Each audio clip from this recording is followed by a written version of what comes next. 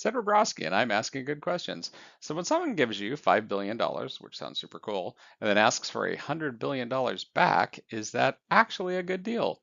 Well, Amazon just invested another $5 billion in Anthropic. Great headline. But if you look at paragraph 3 of the press release, it's kind of the other half of the deal. Anthropic agreed to spend over $100 billion on AWS over the next 10 years. I have seen vendor lock-in before, never just dressed up in a tuxedo and called a Series G. The 20 to 1 ratio is drawing attention, not just from CFOs, but anyone who knows how math works. It's not exactly scandalous. It's just a completely new structure for how AI funding actually works.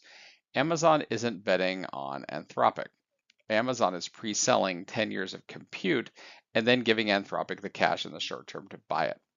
The investment is a deposit. The contract is where the real deal comes in. So Anthropic's total AWS commitment is now larger than most countries' annual technology budgets and many, many countries' GDP. My father used to say, never borrow money from someone who sells what you need. He was a contractor, so he knew. Anthropic just passed OpenAI in annualized revenue, at least according to how each one of them calculates it. Anthropic has $30 billion versus OpenAI's $25 billion. They grew 30 times over in 15 months. OpenAI admittedly is disputing the $30 billion figure, calling it quote unquote inflated by about 8 billion. And most industries arguing about whether your competitors were 22 billion or 30 billion, that's what we call losing. The AWS commitment means Anthropic will train every future version of Claude on Amazon infrastructure using Amazon chips. Every customer who pays Anthropic for Claude is indirectly paying Amazon for compute. It is a vertically integrated AI stack disguised as a funding announcement.